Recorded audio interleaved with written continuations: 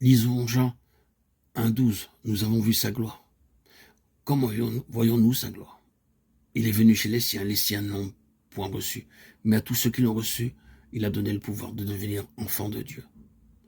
Nous sommes enfants de Dieu par son intervention et par un acte direct de sa part. Nous sommes nés d'en haut et sommes devenus enfants de Dieu. La gloire de Dieu est révélée en Jésus-Christ dans cet état de fils. Nous glorifions nous dans ce fait que nous sommes des enfants de Dieu, nés de nouveau. Ce même Jean, après de longues années, écrivit ces paroles, le cœur très pénétré. Mais bien aimés, nous sommes dès à présent enfants de Dieu. Et dès que nous serons, et ce que nous serons n'a pas encore été manifesté, nous savons que lorsqu'il paraîtra, nous lui serons semblables, parce que nous le verrons tel qu'il est. 1 Jean 3,2. Et en accord avec ces paroles, Jean a dit, voyez quel amour le Père nous a témoigné que nous soyons appelés enfants de Dieu. 1 Jean 3,1. C'est une chose merveilleuse que d'être un enfant de Dieu. Jean l'a dit, et il savait de quoi il parlait.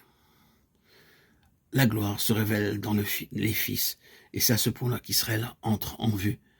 La postérité d'Abraham par Isaac, c'est la nation qui entre en vue. Et comme Dieu dit à Pharaon, laisse aller mon fils, ce mot de fils était un mot très vaste, qui signifiait toute la nation. Dieu voyait cette nation comme un fils, et ne voulait en abandonner aucun fragment.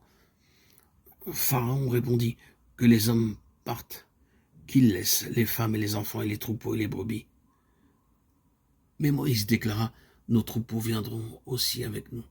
Il n'en restera pas un ongle. Dieu avait dit, mon fils, et cela signifiait toute la nation. Vous et moi, nous sommes appelés par Dieu à être les compagnons de Christ, dans une vocation céleste. Et cela concerne chacun de nous, et nous tous, pour former une nation, la nouvelle Israël. Le commencement même de notre histoire avec Dieu, à nous qui sommes l'Israël céleste, c'est son intervention dans notre vie.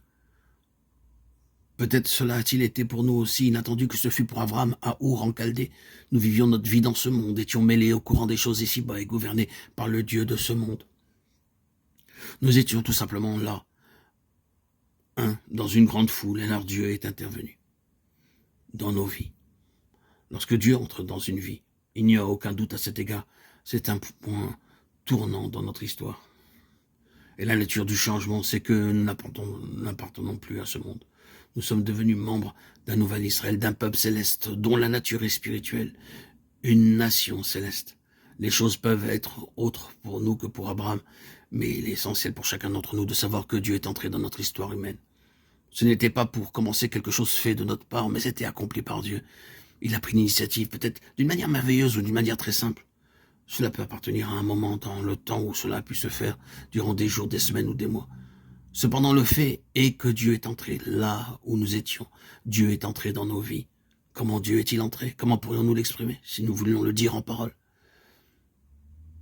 Il est simplement dit au sujet de l'ancien Israël, le Dieu de gloire apparut.